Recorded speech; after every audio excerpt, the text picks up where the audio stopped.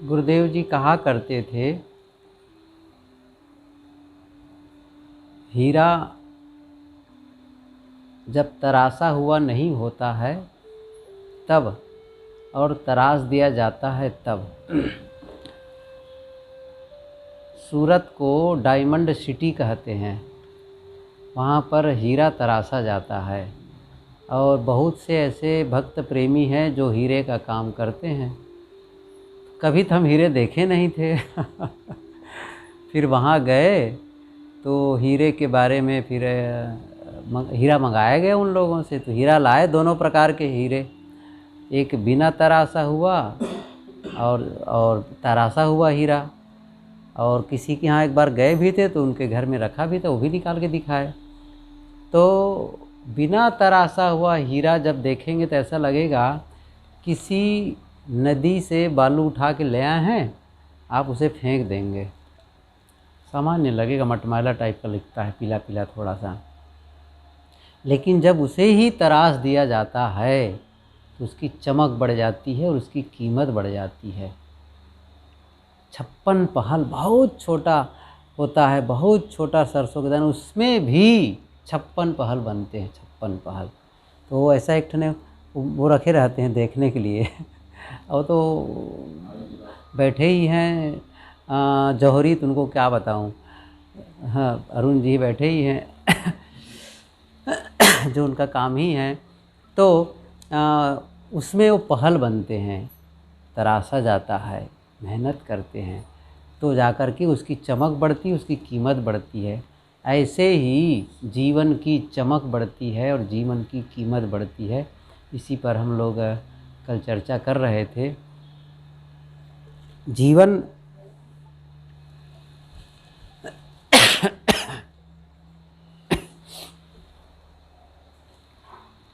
जीवन वह है जिसे हम बनाते हैं। जीवन वह है जिसे हम बनाते हैं, यह सदा हुआ है और सदा होगा, हमेशा से होता आया है। एक होता है जीवन का मिलना और एक होता है जीवन को बनाना। दोनों के भेद को समझें। जीवन का मिलना और जीवन को बनाना। मिलना मैं इसलिए कहता हूँ क्योंकि हमने इसे खरीदा नहीं है। हम ज़मीन मकान खरीदते हैं, गाड़ी मोटर खरीदते हैं, बहुत से एसेट्स खरीदते हैं और सोना चांदी कपड़े लत्ते खरीदते हैं, लेकिन जीवन को खरीदते नहीं हैं कि हम गए और हमें एक जीवन दे दो, 2 जीवन दे दो या इतने लंबे का जीवन दे दो। ऐसा किसी ने खरीदा नहीं है। जीवन हमें मिला है। माता पिता, परिवार और कहना चाहिए समाज और पूरी सत्ता, पूरी प्रकृति सत्ता के सहयोग से ये हम लोग का जीवन खड़ा है। माता पिता का तो ठीक है, कृपा है, और परिवार और समाज का भी है, लेकिन प्रकृति का यदि सहयोग न मिले, ठीक है सब कुछ हो और प्रकृति की ओर से कह दे, स्ट्राइक कर दे, ऑक्सीजन नहीं दूंगा। अच्छा, हम क्या बिगाड़ लेंगे प्रकृति का, बताइए? नहीं देंगे ऑक्सीजन, क्या करेंगे हम लोग? कुछ नहीं। सूर्य कह देगा मैं रोशनी नहीं दूंगा, क्या कर सकते हैं? कुछ कर सकते हैं? अब बताइए, यहाँ से करोड़ों किलोमीटर दूर सूर्य, वो हमको एक प्रकार से जीवन दे रहा है, जीवन दे रहा है, ऑक्सीजन जीवन दे रहा है। कहाँ से, कौन दे रहा है? वो भी निःशुल्क, बिना पैसे के। बारिश होती है, पानी मिलता है, इतनी बड़ी पृथ्वी है, सब कुछ है। तो सबके समवेत सहयोग से हम सबका जीवन खड़ा है। कितनी बड़ी बात है ये। अब यह जीवन पूरी प्रकृति सहयोग कर रही है, पूरी व्यवस्था हमारे लिए लगी हुई है। क्यों? ताकि हम सुखी जीवन जिए, अच्छा जीवन जिए, इसी के लिए है, इसी के लिए है। हाँ, अब बात ये आई, मैं कह रहा था कि जीवन का मिलना और जीवन को बनाना दोनों में अंतर है। मिलने का मतलब इतना हुआ कि सरल भाषा में कहूँ, रॉ मटेरियल का मिलना, बस कच्चा माल का मिलना। इसे पक्का माल बनाना है, पक्का माल बनाना है। कैसे बनाना है ये आप पर निर्भर करता है। जैसे हमारे घर के सामने यहाँ एक पत्थर ले आए, संगमरमर का मजबूत पत्थर, बड़ा पत्थर ले आए और एक कलाकार को, मूर्तिकार जो शिल्पकार है उसे ले आएं, बुला लाएं और बुला करके कहें कि आपको एक मूर्ति बनानी है, आपको एक मूर्ति बनानी है। तो क्या होगा? वो पूछेगा किसकी मूर्ति बनाऊं, किसकी मूर्ति बनाऊं? तो हमने सोचा और कहा कि भाई आप एक काम करिए, इसमें बुद्ध की मूर्ति बना दो। ठीक है, बुद्ध की मूर्ति बन जाएगी। फिर उसने कहा कि अगले दिन कहते हैं हम कि नहीं जी, बुद्ध की मत बनाना, भगवान राम की बना दो। ठीक है, भगवान राम की बन जाएगी। अच्छा, फिर एक दिन के बाद कहते हैं नहीं, भगवान राम की मत बनाना, हनुमान की बना देना। अब उसने क्या कहा, कलाकार ने, सोच लो, 1 सप्ताह का टाइम है, फिर बताना। अब मन में चलने लगा। फिर हमने कहा नहीं, कबीर का बनाना है। फिर कहा ऐसा ऐसा हो रहा है, तो कहा उसने कबीर का, ठीक है, कबीर की बन जाएगी। फिर कहते नहीं नहीं, किसी आदमी का मूर्ति नहीं बनवाने का है, तो क्या करना है, शेर का बनवाना है। ठीक है, शेर की भी मूर्ति बन जाएगी। अंत में हुआ कि नहीं नहीं, शेर की भी नहीं बने, तो किसके, उल्लू का बना दें। वो भी बन जाएगी। गधे की बन जाएगी, जो चाहो उसकी मूर्ति बन जाएगी। ये सारी बातें मैं क्यों बता रहा हूँ? उस पत्थर में विभिन्न प्रकार की मूर्तियों की बनने की संभावना है।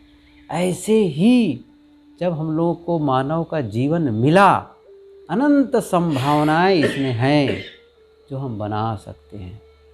इसमें अब उस संभावना को वास्तविकता में बदलने का काम करना, यही है जीवन की साधना, यही है जीवन का रहस्य, कि उस वास्तविकता को हम संभावना को वास्तविकता में कैसे बदलें। और सभी अपने अपने ढंग से वो काम कर रहे हैं। लोग समझ ही नहीं पा रहे हैं कि इस जीवन को कैसे बनाना चाहिए। चूँकि देखिए, वो संसाधन तो हमारे पास है, निर्माण का संसाधन है, लेकिन वो सारे जो टूल्स हमारे पास हैं, जो औजार हमारे पास हैं, उसका कैसे उपयोग करना है यदि हम नहीं जानेंगे तो हम बिगाड़ेंगे अपने आप को। अच्छा, एक बात मैं बताऊं आपको एक वो दे दें, पत्थर ला दें और आपको छीनी हथौड़ी और ग्राइंडर इत्यादि सब दे दें और कहो चलो मूर्ति बनाओ, हमको दे दें मूर्ति बनाने के लिए, तो हम क्या करेंगे? छीनी हथौड़ी ले करके उस पत्थर को ऐसा बिगाड़ेंगे कि कलाकार भी आके नहीं बना पाएगा। ऐसा खोदेंगे कि बना नहीं पाएंगे। सही है कि नहीं है? नहीं कर सकते हैं। इसी प्रकार से हम सबको भी वो संसाधन, वो टूल्स, वो औजार उपलब्ध है जिससे हम अपने जीवन का निर्माण करते हैं। लेकिन हम समझ ही नहीं पा रहे हैं कि पहली बात तो हम डिफाइन नहीं कर पाते हैं, हमारा विज़न क्लियर नहीं है कि हमें कैसा बनाना है। मैं सही बताऊं, यदि किसी से पूछ लो जीवन में क्या चाहते हो, तो क्या चाहता हूँ, अच्छा सोच के बताता हूँ। ये अद्भुत है, मतलब क्लियर नहीं है कैसा जीवन चाहते हो। जैसे मैं पूछूं, अभी हम दूसरों से तो जानते हैं कि दूसरों से क्या चाहिए, हमको क्या चाहिए। पत्नी जानती है कि पति से मुझे क्या क्या चाहिए, पति ये भी जानता है कि मुझे पत्नी से क्या क्या चाहिए, माता पिता से क्या क्या चाहिए, बच्चों से क्या क्या चाहिए, बच्चों को पता है माता पिता से क्या चाहिए। हमको दूसरों से क्या चाहिए हमें पता है। कभी अपने से भी पूछना चाहिए, मैं अपने जीवन से क्या चाहता हूँ। ये तो पूछ लो ज़रा से, मैं अपने जीवन से क्या चाहता हूँ, तो पूछो। और जो जीवन से चाहते हो उस पर काम करना शुरू कर दो, तभी तो होगा। उस पर काम ही नहीं करेंगे तो अपने आप ने जो आप जीवन में डालते हैं वही आप जीवन में पाते हैं, वही है नियम। तो बात ये हुई कि वो संसाधन लेकर के हम अपने जीवन को बनाते हैं। अब ये जानना है कि हमारे पास में औजार क्या है जिससे हम तराशते हैं, जीवन को बनाते हैं, वो क्या औजार है। मैंने कहा कि कोई भी मूर्तिकार आएगा, पत्थर बढ़िया से बढ़िया क्यों न हो, वो औजार लेकर के आएगा। ऐसा नहीं होगा बिना औजार के कोई करेगा, नहीं कर सकता है। चाहे वो सोनार हो, औजार से ही सोने को गढ़ेगा, लोहार हो, लोहे का वो किसी प्रकार कुछ बनाएगा, तो क्या करेगा, औजार लेगा। चाहे लकड़ी बना का काम करने वाला कारपेंटर हो, चाहे दर्जी हो, कोई भी, चाहे मिट्टी का बना, चाहे एक कैनवास हो और उसमें रंग हो और तुलिका हो, सब कुछ हो, सब औजार हैं, औजार हैं, औजार। हमें भी रंग मिल जाए, हमें भी ब्रश मिल जाए तो हम कोई चित्र नहीं बना सकते हैं। उसी औजार का महत्व है कि कैसे उस औजार को कैसे आपको उसमें उससे आकृति विकसित करनी है, विकसित करनी है। ये बहुत महत्वपूर्ण है। बस औजार चलाना सीखना है हमको, और कुछ नहीं है, औजार चलाना सीखना है। जिस दिन हम औजार चलाना सही तरीके से जान जाएंगे तो बस जीवन बढ़िया बनता चला जाएगा, बनता चला जाएगा। एक बात, दूसरी बात और बता दूं मैं साथ साथ में, मूर्ति बनाई नहीं जाती है। एक कलाकार था, वो पत्थर को छीन रहा था, बना रहा था। तो एक दूसरा आदमी आया उनके पास में और आकर कहता है, खड़ा रहा कि ये मूर्ति बना रहा है, जरा देखूं कैसे मूर्ति बनाते हैं। तो कुछ देर तक देखा और देर तक देखता रहा, उसको पता ही नहीं चला। फिर उसने कहा, कब से देख रहा हूँ आप मूर्ति बनाएंगे, मूर्ति कब बनाएंगे, कब बना रहे हैं, मूर्ति बना ही नहीं रहे हैं आप, बस पत्थर को खुट खुट खुट खुट खोद रहे हैं। तब उस कलाकार ने कहा कि मूर्ति बनाई नहीं जाती है। क्या कहा? मूर्ति बनाई नहीं जाती है, मूर्ति आविष्कृत की जाती, डिस्कवर की जाती है। अनावरण मूर्ति है उसमें, है ना? हाँ, बस उभारी जाती है, डिस्कवर की जाती है उसको। तो करता क्या है, करता क्या है वो कलाकार? पत्थर के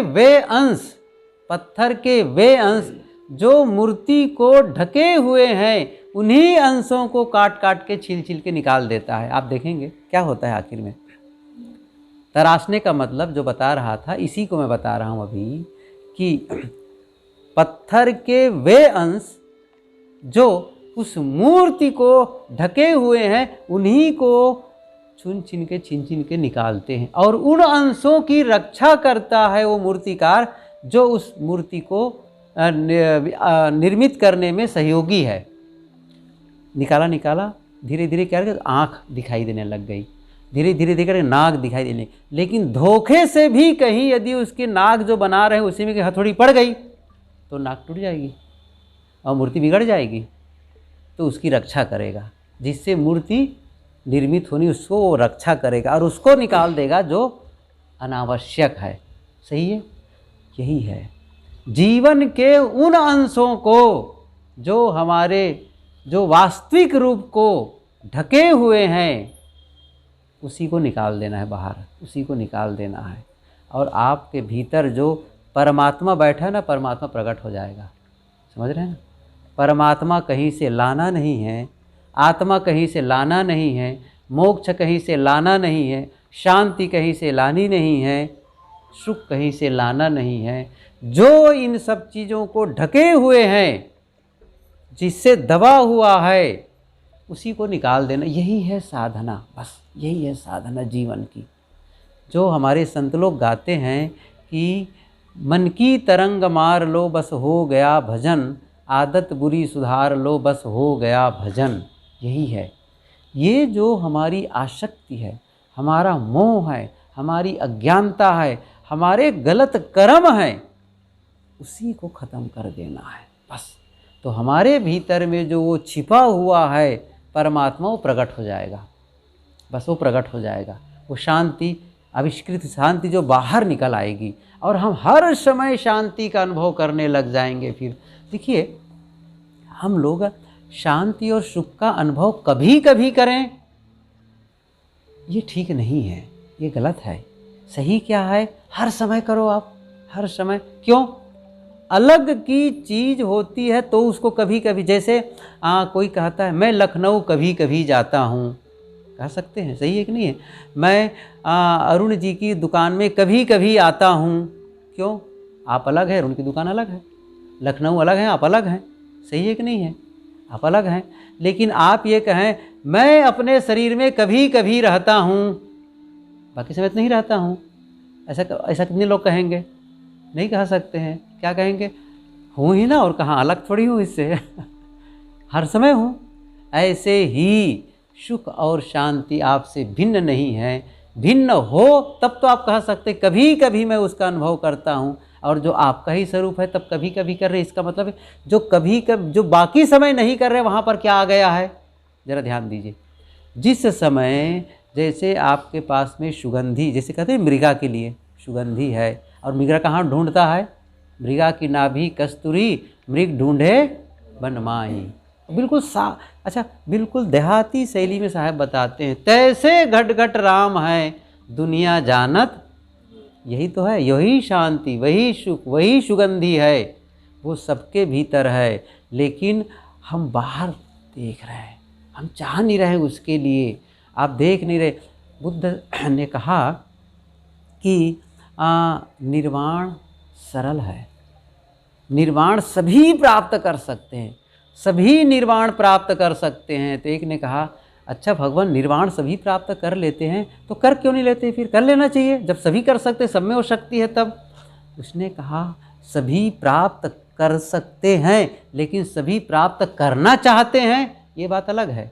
मैं कह रहा हूँ एक काम करो, एक कागज़ ले लो और गांव में चले जाओ, और गांव में लोगों का नाम लिखना, और नाम लिख करके पूछना आप चाहते क्या हैं, एक फेहरिस्त, एक सूची तैयार करना, और जा कर के गांव भर में पूछ लेना। छोटा सा गांव था, गया और पूछने लगा क्या नाम है आपका, आपका क्या चाहते हैं, तो सब बताने लगे, आज मैं चाहता हूँ मेरी ज़मीन बढ़ जाए, मैं चाहता हूँ मेरी ये हो जाए, मैं चाहता हूँ कि मुझे मेरी शादी हो जाए, और कुछ लोग ऐसे भी चाहने लगे मेरी शादी टूट जाए। सब लोग चाहे अपने अपने ये भी तो है, ये भी तो चाहते हैं लोग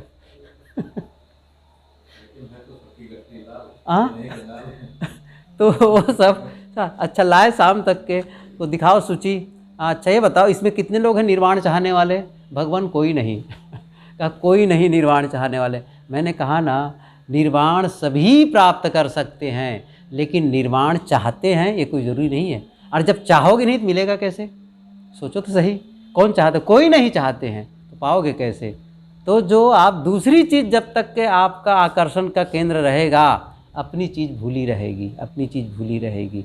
तो ये तो थोड़ा सा अलग विषय हो रहा है जो मैं कह रहा हूँ। मैं ये कहना चाहता हूँ कि औजार हमारे पास है, औजार कोई भी कलाकार बाहर से औजार लेकर के आता है तब जा कर के कोई चीज़ आविष्कृत करता है, निर्मित करता है। लेकिन मनुष्य को अपने जीवन को सुंदर बनाने के लिए, मनुष्य को अपने जीवन को संवारने और तराशने के लिए बाहर से किसी भी प्रकार के औजार लाने की ज़रूरत नहीं है। ये हमें प्रकृति प्रदत्त प्राप्त है, प्रकृति से वरदान के रूप में सबको ना, सबको यदि आप मनुष्य का जीवन पाएँ तो वो मिला है, आपको मिला है। यहाँ नहीं, बाहर जितने लोग बैठे सब में वो है और उसे आप छोड़ के कहीं जा ही नहीं सकते। घर से घर छोड़ के आ गए, परिवार छोड़ के आ गए, लेकिन वो आपके साथ है। ये अद्भुत है, आपके साथ है, हर समय आपके साथ रहता है वो औजार। अर्थात आप कहीं भी निर्मित कर सकते हैं जीवन को, और कर भी रहे हैं। इतना औजार आपके पास है। क्या उस औजार के बारे में जानना चाहेंगे, उस औजार के बारे में? वो औजार सबके पास है। क्या है वो औजार? वो औजार यदि है वो है मन। पहला है मन, और दूसरा है वाणी, और तीसरी चीज़ है, तीसरा औजार है इंद्रियां। ये तीन चीज़ है, तीन चीज़, मन, वाणी और इंद्रियां। आप कहेंगे साहब ये तीन का झंझट मत करो, एक बताओ बस। ऐसा कोई कहे तो मैं एक भी बता सकता हूँ। वो केवल यदि कहूँ एक, तो वो है केवल मन, वो है केवल मन। बस एक मन को आप ठीक करेंगे, जीवन ठीक हो जाता है। यही कबीर का संदेश है। क्या कहा उन्होंने? एक साधे सब साधिया, सब साधे एक जाए, जैसे सींचे मूल को फूले फले अघा। एक मन को साध लो, बस एक मन को साध लो। क्यों? मन से ही वाणी निकलती है। वाणी अलग नहीं है, वो मन से ही निकलती है। इंद्रियां स्वतंत्र नहीं है, मन से ही उसमें कार्य व्यवहार होते हैं। इसीलिए बुद्ध ने कहा, बुद्ध की वाणी कभी आप पढ़े होंगे, और नहीं तो पढ़ लीजिए। बुद्ध, तथागत बुद्ध क्या कहते हैं, गुरुदेव जी ने वो पुस्तक लिखी भी है। उसमें पहली गाथा वो लिखते हैं, मनोपुब्बगमा धम्मा मनोसेठा मनोमया मनसा चे पदुट्ठे न भासति वा करोति वा ततो नम दुख मनमेति चक्कम व बहतो पदम।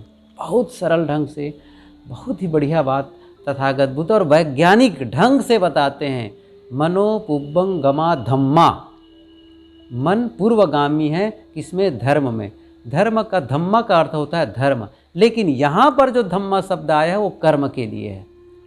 सारे कर्मों के पहले मन होता है, मन से आप सोचते हैं। जैसे यहाँ अरुण जी के यहाँ 1-2 घंटे के लिए सत्संग में जाना है, ये आप पहले विचारे हैं, फिर यहाँ आए हैं।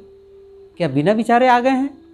सोचे हैं, सोचने के बाद कर्म होता है, सोचने के बाद, कर्म के बाद नहीं होता है। सोचते हैं फिर काम करते, इसलिए कहते हैं वो पूर्वगामी है।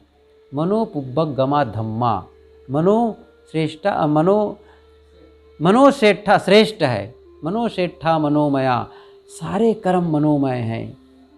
बहुत अच्छी बात। फिर अंत में क्या बहुत महत्वपूर्ण क्या कहते हैं? मनसा चे पदुत्थेन भासति वा करोति वा।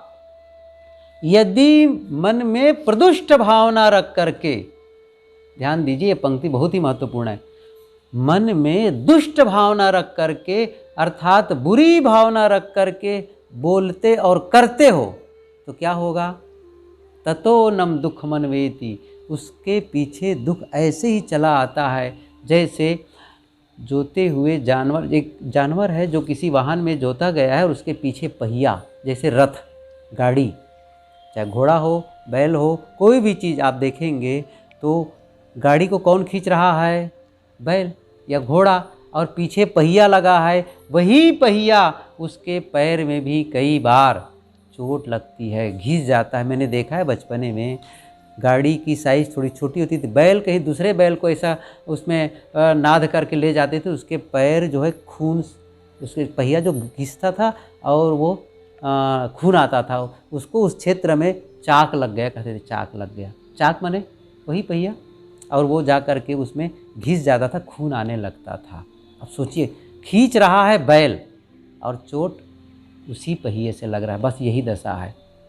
यही कह रहे हैं, यदि दुष्ट भावना से बोलोगे और करोगे तो आपके पीछे दुख पीछे लग जाएगा। इसका उल्टा भी बताते हैं, ततो नम सुख मनवेति छायावा अनपायनी, वो बिल्कुल दोहरा करके यही बात कहते हैं। और यदि आप सही भासति वा करोति वा, प्रसन्नेन भासति वा करोति, प्रसन्न भाव से, अच्छे मन से बोलते और करते हो तो आपके पीछे सुख वैसे ही लगा रहेगा जैसे छाया पीछे पीछे लगी रहती है। सुख दे, अनपायनी, एक शब्द है अनपायनी, मतलब है कभी ख़त्म न होने वाला सुख।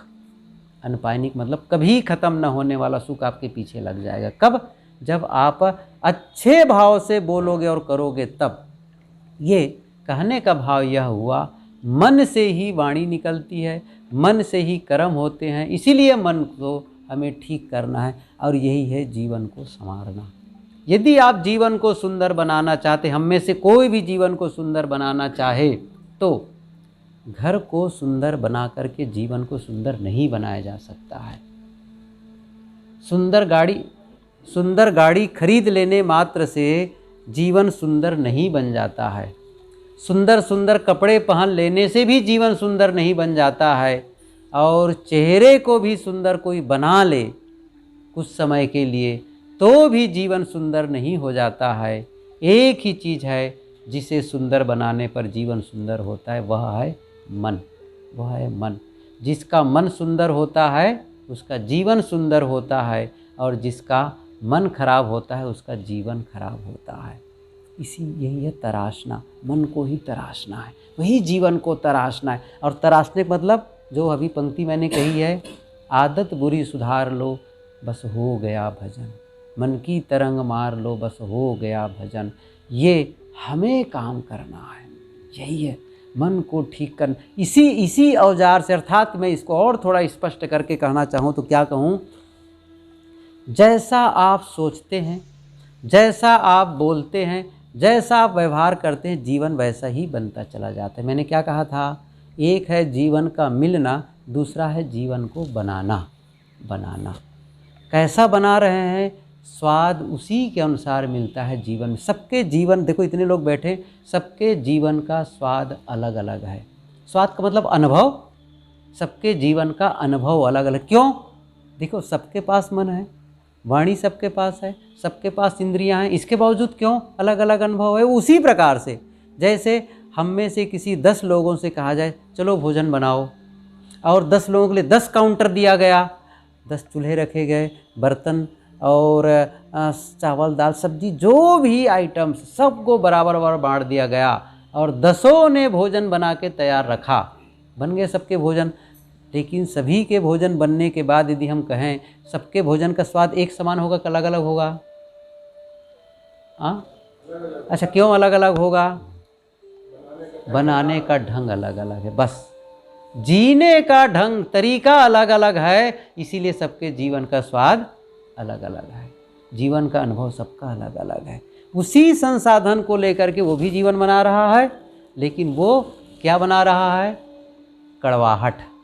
समझ रहे? कड़वाहट, जीवन में कड़वाहट। बैठ जाओ उनके पास में आधा घंटा के लिए, उसके भीतर से कड़वाहट निकलेगी, बहुत सारी शिकायत, बहुत सारे हमेशा कंप्लेन मोड में रहते हैं वो।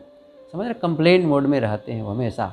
जब सुनो किसके लिए घर से अपन, पहली बात तो वो यही से शुरू करता है, क्या बताएं हमारा जीवन ही ऐसा है, फिर शुरू करें मेरा शरीर भी ऐसा है वैसा है। गुरुदेव जी बहुत अच्छी अच्छी बात बताते, सब लोग सुने होंगे। एक आदमी आया और आकर कहने लगा बैठ कर के, साहब जी मेरी तो आंखें बहुत छोटी छोटी हैं। गुरुदेव जी ने कहा दिखाई देता है कि नहीं देता है? हाँ दिखाई तो देता है। मतलब आप जो आपको संसाधन मिला है उससे आप खुश नहीं हैं? बताइए, जब आप ही दुखी हैं तो दूसरों में आप खुद दुखी हैं तो क्या बांटेंगे आप? दुखी तो बांटेंगे। जो अपने आप ही, अच्छा क्या मेरा हाथ मुझे पसंद ना हो तो हाथ बदल दूंगा जाकर के, आंख बदल दूंगा? जो मिला है उसे पसंद करो और काम करो। क्या इसमें सुंदर और असुंदर की बात है? काम क्या करना है इससे? आंख का काम है दिखाई दे, दिखना चाहिए बस। कान का काम है सुनाई दे, बस सुनाई देना चाहिए। जीभ से आप स्वाद लेते हैं, यही काम है। हाथ से क्या काम करना, यही तो अंतर आता है। इंद्रियों का उपयोग कैसे करते हैं, बस अंतर, परिणाम में अंतर आने लगता है। देखो हम सबके पास हाथ है, सबके पास है कि नहीं हाथ? अच्छा जिसके पास नहीं है जरा हाथ उठाएं। अच्छा है। ठीक है आप समझ गए, है इसका मतलब। हाँ है ना, हाथ है। तो मैं ये कह रहा था कि ये हाथ है, मेरी ओर देख रहे हैं, इन हाथों से मैं किसी के सामने जा कर के हाथ जोड़ करके प्रणाम कर सकता हूँ। किसी यदि कोई अस्वस्थ है, बीमार है, कमज़ोर है, उनकी सेवा कर सकता हूँ। और कोई ऐसा लगता है जिनको देने चाहिए कुछ सामान, तो मैं उसको कुछ सहयोग करके कुछ धन या कोई वस्तु दे सकता हूँ इन्हीं हाथों से। और इन्हीं हाथों से किसी के जा कर के थप्पड़ भी मार सकता हूँ, किसी के सामान को चुरा भी सकता हूँ। देखिए किससे हो रहा है? हाथ से। दोनों काम कर सकते हैं, दोनों काम कर सकते हैं, लेकिन परिणाम में अंतर आएगा, परिणाम में अंतर आएगा। हाथ से काम हो रहा है, लेकिन इस हाथ से प्रणाम करना है कि थप्पड़ मारना है, ये निर्णय भीतर वाला ले रहा है। समझ रहे हैं ना? ये निर्णय कौन ले रहा है? ये भीतर, ये चुनाव कौन कर रहा है? भीतर से हो रहा है, भीतर से। इसलिए इंद्रियों से जो आप व्यवहार करते हैं, कैसे व्यवहार करते हैं? वाणी से। अब वाणी की बात बताऊं, इन्हीं वाणी से आप कैसे शब्द बोलते हैं आप पर निर्भर करता है। कटु शब्द बोलते हैं, मीठे शब्द बोलते हैं, गाली देते हैं कि आप किसी की प्रशंसा करते हैं, आप पर निर्भर करता है। झूठ बोलते हैं कि सही बोलते हैं, ये वाणी है। वाणी तो है ना, वाणी है। मैंने कहा कि औजार है, देख रहे हैं, मैंने कहा वाणी औजार है, इंद्रियां औजार है। इसका कैसा उपयोग कर रहे हो? जीवन को बिगाड़ने में उपयोग कर रहे हैं कि जीवन को सुंदर बनाने में उपयोग कर रहे हैं? गलत उपयोग करना ही इसको बिगाड़ना है, और सही उपयोग करना ही इसे बनाना है। तो अब बात ये आई कि इस औजार का हमें सही उपयोग करना है। तो मैंने क्या कहा? हमारे पास मन है, हमारे पास वाणी है, हमारे पास इंद्रियां हैं। तो मैं कह रहा था जैसा आप सोचते हैं, जैसा आप बोलते हैं, जैसा आप करते हैं, जीवन वैसा ही बनता चला जाता है। मैं ये कहना चाहता हूँ, जीवन का कोई आकार नहीं होता। आप ध्यान दीजिए, जीवन का कोई आकार नहीं होता निश्चित है, ये जीवन का आकार है नहीं। कैसे? पानी का कौन सा आकार होता है? पानी का आकार क्या है मौली? बस जिसमें रखा होगा उसी का आकार पानी ले लेगा।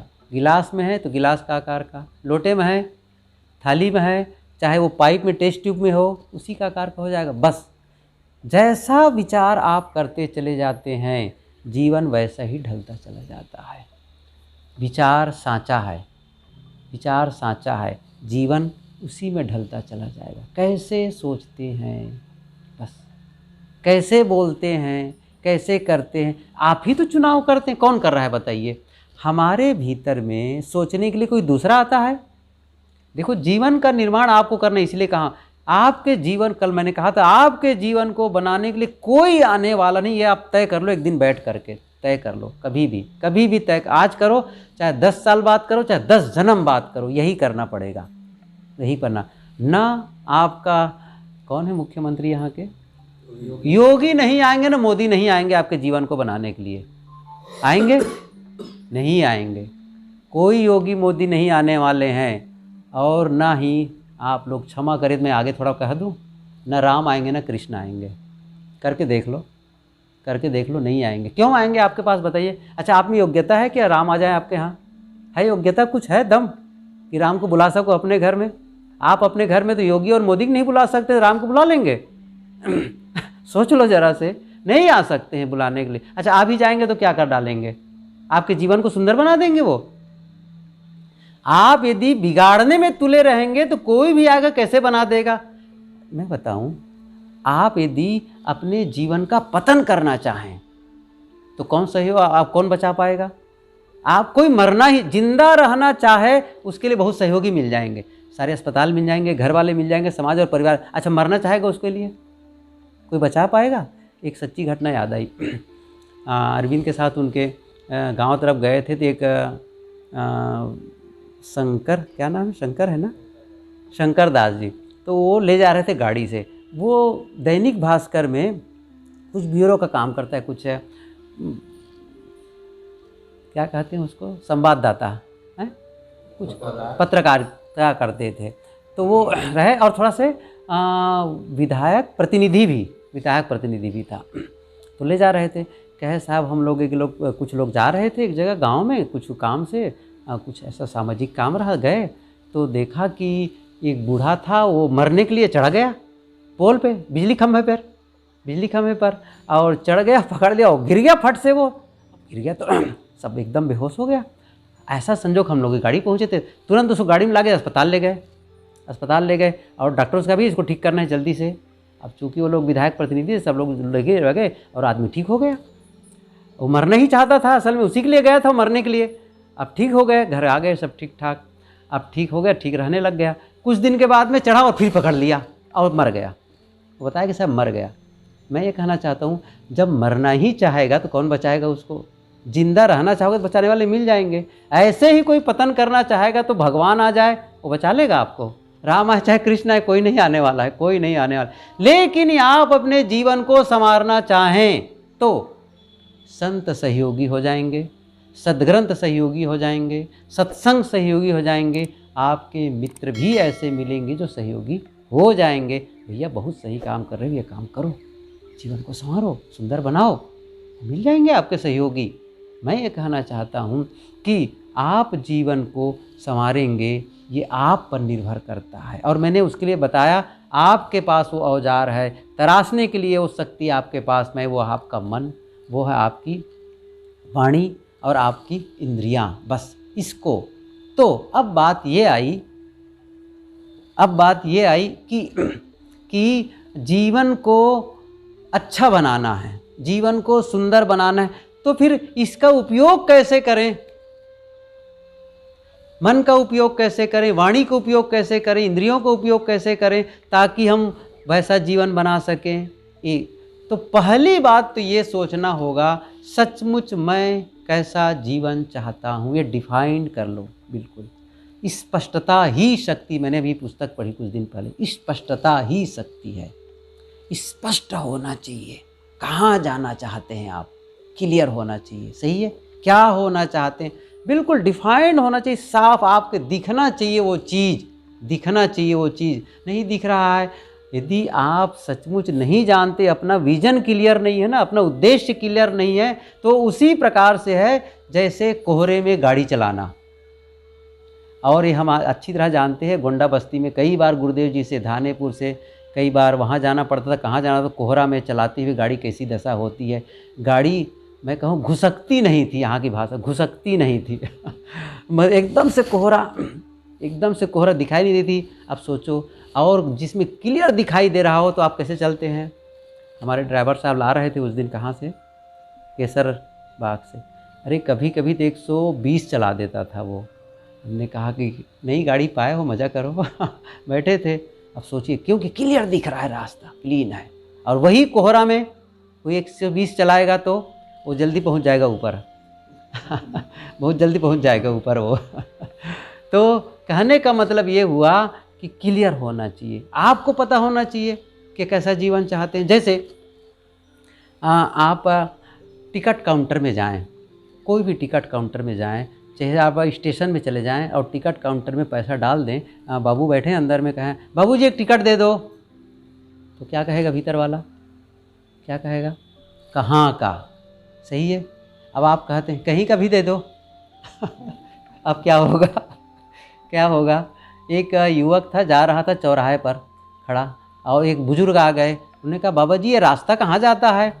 कहा कि आपको जाना कहाँ है, कहीं भी, तो किसी भी रास्ता पकड़ लो ना फिर तो पहले आप तय तो होगा तब तो बताया जाए कहाँ कैसे जाना है। ऐसे कहा करके एक बहुत देहाती आदमी, बहुत विनोद करता हूँ तब कहता हूँ इसको, बहुत देहाती आदमी आ गए होगा, बहुत पहले की बात रही होगी। स्टेशन में आ गए, बाबूजी एक टिकट दे दो, तो वही बात पूछा कहाँ जाना है आपको बड़ा शर्माने लगा, क्या बताऊँ, अच्छा ससुराल जाने के दे दो टिकट उनको पता ही नहीं था। ये तो विनोद की बात हुई। कहने का मतलब ये हुआ, ये आपको क्लियर करना है कि मैं कैसा जीवन चाहता हूँ। कौन बताएगा, आप ही तो बताएंगे अपने जीवन के बारे में कि अच्छा आप बता दीजिए मुझे कैसा जीवन चाहिए। कोई पूछो, कोई बात हुई, आप ही तो जानेंगे ना कैसा। अच्छा इसको मैं और थोड़ा बताऊं कि आप इतना समझ लो, 10 साल बाद मेरा जीवन कैसा होना चाहिए, 5 साल बाद कैसा होना चाहिए, 50 साल बाद, या ये कह दो अंत समय आएगा। इसको एक पुस्तक मैंने पढ़ी है, the 7 habits of highly effective people. उसी में 7 आदतें बताई गई हैं। उसमें दूसरी आदत, अंत को ध्यान में रखकर काम करो। कमाल की वो पुस्तक है, कभी अवसर मिले तो पढ़ लेना। स्टीफन आर कवी की लिखी पुस्तक है, इतनी मोटी है और बहुत ही प्रसिद्ध पुस्तक, विश्व प्रसिद्ध पुस्तक है वो। बहरहाल मैं कह रहा था, दूसरी आदत, अंत को ध्यान में रखकर काम करो। अब वो चीज़ मैं क्या बताऊँ, उसने लिखा है कि आप ज़रा कल्पना करो कि बैठे रहो, और उसने जो वहाँ पर थोड़ा सा दिया है, कहा इस समय पुस्तक पढ़ना बंद कर दो और जो मैं कह रहा हूँ उस पर ध्यान दो। क्या कहा है उसने, आंखें बंद कर लो, आंखें बंद करके सोचो आप किसी की अंत्येष्टि में जा रहे हैं, अंत्येष्टि में जा रहे हैं, और जहाँ वहाँ पहुँचे जहाँ अंत्येष्टि हो रही, तो वहाँ क्या हो, ताबूत समझ रहे हो ना, पेटी में बंद करके रखते हैं। यहाँ पर अर्थी मान लो, चलो अर्थी मान लो, अर्थी में उसको लिटा दिए हैं मुर्दे को, और कपड़े से ढका हुआ है। तो हुआ क्या है कि वो ढका है, तो फिर जा करके थोड़ा सा कपड़ा खोल के नहीं देखते हैं, चलो ताबूत में देखो भाई, चलो देख लेते हैं एक बार और अंतिम में, ऐसा कहा करके। तो देखे, आप गए वहाँ देखे, और जैसे देखे, ये क्या, वो कोई दूसरा नहीं, आप ही थे वहाँ पर, आप ही थे, वो मुर्दा आप ही हैं। वो बताए हैं, कल्पना करिए, विजुअलाइजेशन की बात बताएं, कल्पना करिए उस चीज़ को, आप ही हैं, आपकी अंत्येष्टि होने वाली। फिर कुछ देर के बाद आपका क्या होने वाला है, श्रद्धांजलि सभा होने वाली है। उस श्रद्धांजलि सभा में 4 प्रकार के वक्ता बोलने वाले हैं। कितने प्रकार के, 4 प्रकार के वक्ता बोलने वाले हैं। 4 वक्ता बोलने वाले कौन कौन से। पहला, आपके परिवार का सदस्य, आपके परिवार का, चाहे वो पत्नी हो, पति हो, बेटा हो, पिता हो, भाई हो, भतीजा, कोई भी एक है सदस्य, जो बताएगा परिवार में इनके साथ हम कैसे रहते थे, ये हम लोगों के साथ कैसे रहते, कैसा संबंध था, कैसा व्यवहार था परिवार में, कैसा था, ये वो बताने वाला है, सबको बताने वाला है। एक वक्ता। दूसरा वक्ता होगा आपके मित्रों में से एक वक्ता होगा, मित्रों में से, वो बताएगा हम मित्रों के बीच में इनका कैसा व्यवहार था, मित्रों के साथ कैसा व्यवहार करते थे, वो बताएगा। तीसरा होगा जिस कार्य क्षेत्र में आप काम करते, सहकर्मी, जहाँ आप काम करते हैं, किसी ऑफिस में काम करते हैं वो, या किसी दुकान में, कोई भी, वो बताएगा इनके साथ काम करते हुए हमको कैसी फीलिंग्स हमारी क्या होती थी, कैसा महसूस करते थे, हमारे साथ कैसा बिहेव करते थे, ये बताएगा। और चौथा होगा उस स्थान से जहाँ आप जुड़े हुए हैं, जिसके लिए साधना या धर्म करने के लिए जुड़े हैं, उस स्थान, या आप कह सकते हैं सरल भाषा में गुरु स्थान से, जहाँ से आप जुड़े हुए हैं, वहाँ से एक वक्ता आने वाले हैं, वो बताएगा ये साधना के क्षेत्र में इनकी क्या स्थिति थी, क्या कर सामाजिक कार्य में या साधना के क्षेत्र में, धार्मिक क्षेत्र में इनकी क्या भूमिका रहती थी, कैसे जीवन जी रहे थे साधना, ये 4 लोग बताने वाले हैं। उसने क्या लिखा है, अब ये बताओ कि आप क्या सुनना चाहेंगे उन 4 लोगों से। समझ रहे हैं ना, क्या सुनना चाहेंगे, क्या चाहेंगे। ये हमारे पिताजी थे, क्या बताएं, हमको कर्जा में डुबा कर गए हैं। अभी मैं एक पुस्तक पढ़ रहा था और मैं भी ले हूँ दिल्ली में, ज़िंदगी बेनकाब, SP भारिल की बिल्कुल नई पुस्तक आई है, ज़िंदगी बेनकाब। उसमें पहला ही चैप्टर है मेरी श्रद्धांजलि सभा, ये लिखे है श्रद्धांजलि, मेरी श्रद्धांजलि सभा। और उसको पढ़ने पर तो ऐसा लिखा है पूरा जैसे खाल खींच के रख दिया उसने अच्छी तरह से। वो पढ़ते पढ़ते मैं कहा उफ, मतलब वो बताया है कि देखो मेरे बारे में। अब वक्ता ने क्या कहा, जो अनाउंसर था उसने क्या कह दिया, एंकर ने क्या कह दिया, जो भी वक्ता बोलेगा वे ईमानदारी से, ऐसा नहीं कि बोलते कुछ और हैं सोच कुछ और हैं, जो आपके मन में होगा वही बोलेंगे। और यदि आप गलत बोलेंगे, झूठ बोलेंगे, तो रात में वो आत्मा आपके घर आएगी इंक्वायरी करने के लिए।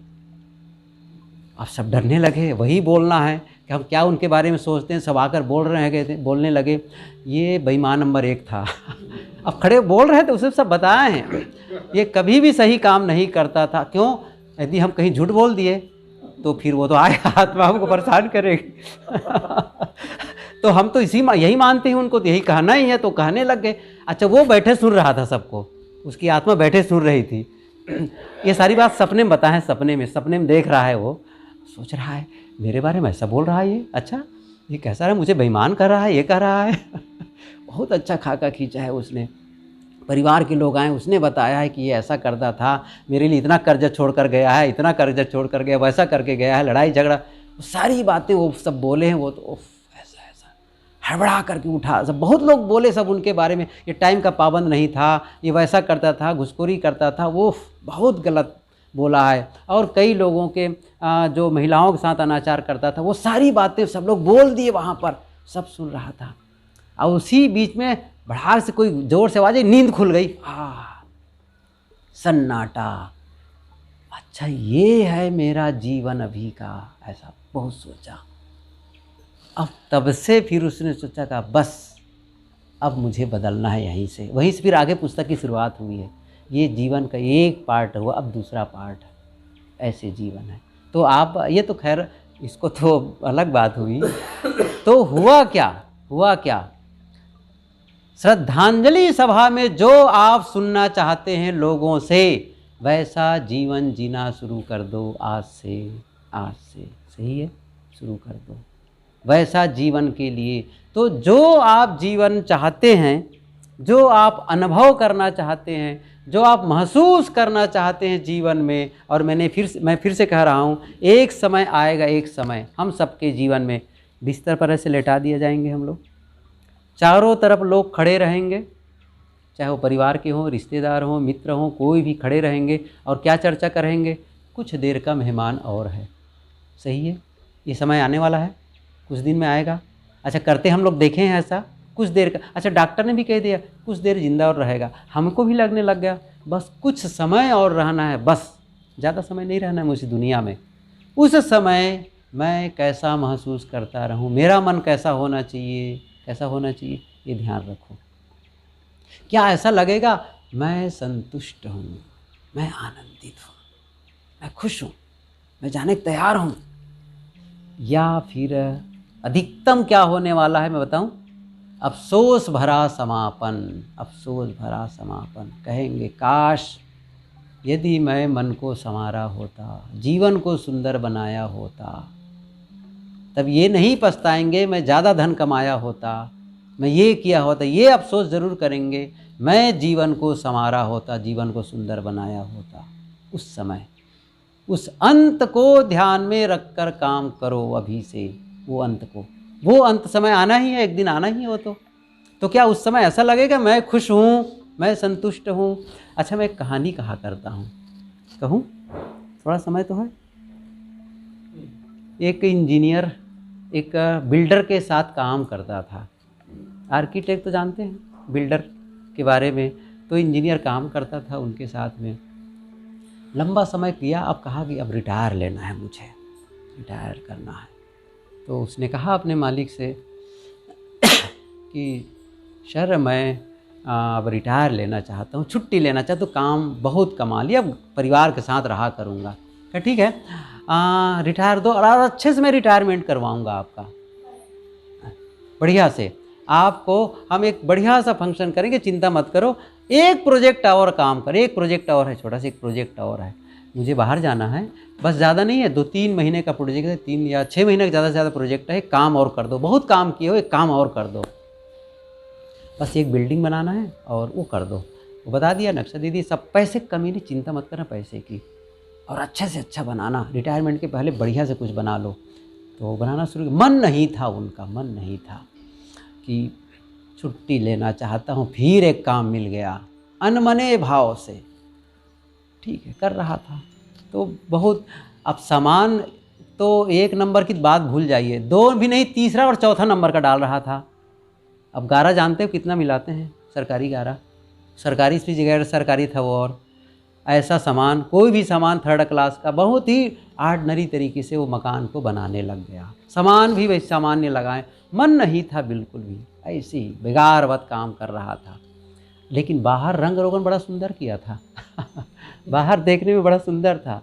स्ट्रक्चर की जो मजबूती थी वो बिल्कुल नहीं थी। सब सामान सेकंड, बहुत 3rd क्लास का था, लेकिन दिख रहा था। अब मकान प्रोजेक्ट तैयार हो गया और मालिक से कहा कि वो कि तैयार है। मालिक ने कहा चलो ठीक है देखते हैं, चलो देखने गए तो कहा कि वो चाबी थी और पूरा देखा पर कहा बहुत सुंदर है, और चाबी और ताला को बंद किया, और ताला बंद करके मालिक ने उस चाबी को उस इंजीनियर को सौंपा और कहा रिटायर, बहुत दिनों से मेरे साथ काम किए हो और बहुत से धन कमाए हो, चलते समय रिटायरमेंट के पहले इस मकान को मैं गिफ्ट में देता हूँ, इस मकान को मैं तुम्हें गिफ्ट में देता हूँ। जानते हो क्या हुआ? काश यदि ये पहले से पता होता तो कैसा मकान बनाते, कैसा मकान बनाते मधु, कैसा मकान बनाते? एक एक कील ठोकने के पहले सोचते, सही है, मजबूत चाहिए, बढ़िया चाहिए, सुंदर चाहिए, सुंदर से सुंदर बनाना चाहते। काश ऐसा होता, काश वैसा होता, यही करेंगे, सही है। आज मैं बता रहा हूँ वही मकान मिलने वाला है जो आप बना रहे हैं, उसी में निवास करना है, वही जीवन आपको मिलेगा भविष्य में जिसे आज आप बना रहे हैं। आप बना रहे हैं उसको, उसी में जीना है आपको। कौन जिएगा आपके जीवन को? आप ही तो जिएंगे। आज बना रहे हैं। एक संत ने बहुत सुंदर गाया, मिल रहा है वही तुमको जो कि पहले से दिया है, उसी का फल सामने है, शुभाशुभ जैसा किया है। बीज अनुचित कर्म के तुम बो चुके हो, अब न बोना, उठो मानव आंखें खोलो, सो चुके हो अब न सोना। अवसर है, हम बदल सकते हैं। अंत समय का ख्याल, रोज को अच्छा जियो ना। क्या है अंत समय के ख्याल कर रहे हो? रोज बिस्तर पर जाओ, कहा भगवान आज मैं बहुत खुश हूँ, बेहतरीन जीवन जिया है आज के दिन को। इतना खुश होकर रोज डे बाय डे को सुंदर बनाओ, और यही दिनों का महायोग, final result. Balance sheet, Gurudev ji कहते हैं balance sheet, final balance sheet. रोज क्लोजिंग और रोज ओपनिंग होते कि नहीं होता है? रात में क्लोजिंग करते हैं और सुबह ओपनिंग करते हैं। रोज़ क्लोजिंग, जब बिस्तर पर जाओ तो कैसा होना चाहिए? मज़ा आ गया, सही है, मज़ा आ गया, और रोज़ करते चले जाओ। तो जब रोज़ क्लोजिंग और एक ओपनिंग बढ़िया रहेगा तो फाइनल बैलेंस कैसा रहेगा? बढ़िया ही रहेगा ना, कहाँ से अलग आ जाएगा, वही का सब जोड़ है, इन्हीं सब को जोड़ करके वहाँ जाता है फाइनल में। ऐसे ही है, एक एक दिन आप जो जीते हैं, अर्थात हर विचार, हर शब्द, हर काम, वही है जीवन। घर का बनाना, ईंट रखना, गारा रखना, खिड़की और जंगला फिट करना, हर चीज़ है आपका। हर शब्द, आप ध्यान दीजिए, हर शब्द वही जो लौट के मिलने वाला है। हर विचार जो आपके पास वापस आने वाला है। कैसे सोचोगे, कैसे बोलोगे, बस यही है जीवन को निर्माण करने का तरीका।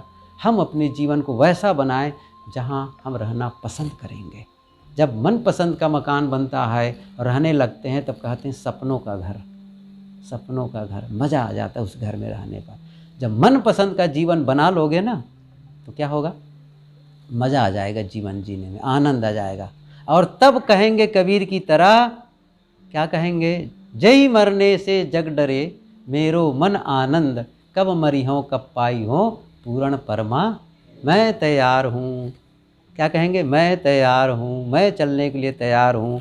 बस एक कहानी कह के बंद करूँ, 5 मिनट का टाइम है। एक कहानी, ये बहुत पुरानी कहानी है, बहुत पुरानी है, उसको मैं आज दोहराना चाहता हूँ। एक राज्य का ऐसा नियम था कि 5 साल राजा बनता था, जो भी राजा बनाया जाता था, और 5 साल के बाद में उसे राज्य से बाहर एक जंगल में निकाल दिया जाता था। जंगल में, जहाँ आवश्यक जीवन उपयोगी कोई सामग्री नहीं, वहाँ पर जंगली जानवर होते थे, कोई आदमी नहीं, कुछ नहीं। और उसको बड़ी सी नदी या कहना चाहिए एक समुद्र का टापू कहना चाहिए, उसे नाव से बैठाते थे और उसको पार करा देते, उस पार चले जाते थे, छोड़ देते थे। तो 5 साल तो राज्य करते थे, फिर उसके बाद छोड़ देते थे, ऐसे ही होता था। तो और उसके बाद में उसको जुलूस निकालना, ढोल ढमाका बजाना सब करते थे, और ले करके नाव में बैठा करके उस पार कर देते थे जहाँ जंगल होता था, जहाँ जंगली जानवर इंतज़ार करते रहते थे कि उसको खाने के लिए, और ख़त्म हो जाता था। तो ये सब करते, लेकिन उस प्रजा का ये मन होता था कि अब हम राजा किसको बनाएं, राजा किसे। बहुत दिन से उसका मन था, एक बुद्धिमान बुद्धिशाली व्यक्ति है, उनको राजा बनाना चाहिए। कई बार जाके निवेदन कर चुके थे, वो तैयार ही नहीं होता था, मुझे नहीं बनना। उनको पता होता था कि क्यों, राजा बनने के बाद क्या हस्र है, उसको पता था मुझे नहीं बनना है राजा। ऐसा फिर उनके पास गए, अब की बार उन्होंने कहा कि ठीक है मैं राजा बन जाऊंगा, लेकिन पहले मुझे वहाँ दिखाओ जहाँ निकालने, राजा के 5वें साल के बाद निकाल के भेजते, उसको उस जगह को दिखाओ, मैं वहाँ देखना चाहूँगा। दिखाया तो देखा केवल जंगल जंगल, लकड़ी, केवल पेड़ पेड़ और जंगली जानवर। कहा ठीक है, वहाँ जाके सोचा और सोच करके आया, कहा ठीक है मैं राजा बनने को तैयार हूँ, और 5 साल के बाद में भी वहाँ जाने को तैयार हूँ। खुश हो गए सब लोग, ये बुद्धिशाली आदमी राजा बनेगा, और सचमुच वो राजा बन गया। और राजा बन गया और सोचने लगा, ठीक है राजा बन गया, पूरा अधिकार उनके पास है। और उसने क्या किया, राजा बनने के बाद में पहले साल अपने लोगों को ले करके पेड़ कटवाया, वहाँ का जिस जंगल में छोड़ा था, पेड़ों को साफ करवा दिया, बहुत लंबी जगह में पेड़ों को साफ करवाया 1 साल में। दूसरे साल उसने क्या किया, दूसरे साल वो जो जंगली जानवर थे ना, जो हिंसक जानवर थे, उसको हटा दिया, दूसरे जगह शिफ्ट करवा दिए, भिन्न जंगल में। उस जगह को बिल्कुल सुरक्षित, जहाँ पर लोग जी नहीं पाते थे, उसको जंगली जानवरों को हटा दिया गया दूसरे साल। तीसरे साल में सड़कें बनवाई, सड़कें बनवा दी, पूरी सड़कें सब ठीक, आने जाने की सुविधा हो जाए। और फिर उसमें क्या कर दिया, खेती शुरू करवा दी, खेती, ताकि खेती से जीवन ज़रूरियात की चीज़ें मिल जाएं। और चौथे साल में कुछ मकान बनवाने लग गए, ताकि लोग जाके वहाँ रुकने लग गए। सारी सुविधाओं से संपन्न उस क्षेत्र को कर दिया, लोग रहने लग गए, सुविधा संपन्न क्षेत्र हो गए, सब कुछ आसान हो गया। 5वां साल लगा तो प्रजा से कहता है मुझे भेज दो वहाँ, मैं जाने को तैयार हूँ। उसने कहा अभी तो 5 साल पूरा हुआ ही नहीं है, आप कैसे कह रहे हैं, अभी तो 5 साल पूरा हुआ नहीं है। तो अभी 5 साल फिर जब पूरा हुआ तो कहा कि ठीक है मैं तैयार हूँ जाने के लिए। लोगों ने कहा, और राजा को जब देखते थे, अंतिम आता था तो उसका चेहरा लटक जाता था, उदास हो जाते थे, और प्रजा देख करके बड़ा आनंद लेती थी उसको लेकर करके, उसके चेहरे तोते उड़ने लगते थे, और किसी भांति ढोल धमाका बजा करके उसको बाहर कर देते थे। क्योंकि जब वो गए थे देखने के लिए, तभी देखा था पुराने राजा उसके पहले बने थे, सबके कंकाल पड़े हुए थे, कंकाल पड़े हुए थे। तो राजा समझ गया था क्या करना है, यहाँ पर क्या स्थिति होने वाली है। उसने पूरी स्थिति को वहाँ की बदल दी, पूरी स्थिति को बदल दी। और राजा ने कहा अब मैं जाने के, तो और बड़ा खुश। उन्होंने कहा सब लोग तो उदास होते थे, क्यों खुश है, ये क्यों खुश है? उसने कहा कि आप कैसे खुश हैं, सब लोग तो बहुत दुखी होते थे, परेशान होते थे। उसने कहा मैंने केवल 5 साल राज्य नहीं किया है, मैंने तैयारी की है, मैंने तैयारी की है और वहाँ जाने के लिए तैयारी की है जहाँ मुझे रहना है, और मैं खुश हूँ, मुझे भेजो। और उसको सचमुच ले गए, बाजा बाजा करते हुए नाव पे बैठाए और विदा कर दिया। और वो तो चाहता ही था मैं कब पहुँचूँ, एक्साइटमेंट था वो, कब जाऊँ कब जाऊँ कब जाऊँ। और वहाँ जा कर के क्या हुआ, उसको कोई दुखी था, एक्साइटमेंट। क्या हम लोग तैयार हैं? हम लोग तैयार हैं? जंगल अब आपके ऊपर निर्भर करेगा, आप 5 साल के बाद या 50 साल के बाद में आपके जीवन के अंत में वो जंगल होगा या जंगल में मंगल होगा। आप क्या करना चाहेंगे? जंगल में मंगल करना चाहेंगे, जीवन को जंगल बनाना चाहेंगे? ये आप पर निर्भर करेगा। तो कहने का मतलब है कि वही आदमी खुश हो सकता है जो आगे की तैयारी किया है, आगे की तैयारी किया है।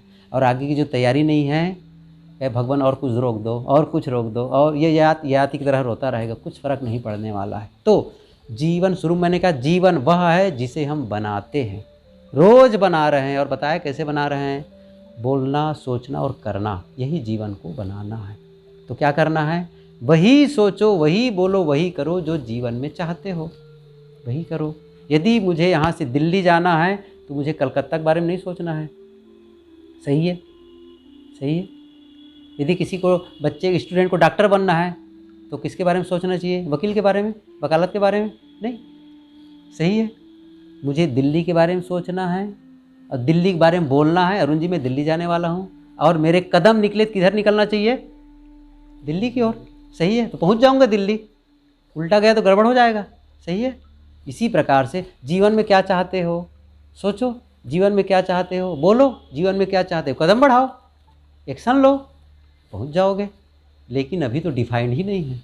आज मैं आप लोगों से निवेदन करता हूं, कल आप डिफाइन करके आए जीवन में क्या चाहते हैं, और कल और सोचेंगे कि सचमुच वहाँ और कैसे पहुँचे आप कैसे और पहुँचे है कि नहीं? हाँ, ठीक है, आज इतना ही। हाँ।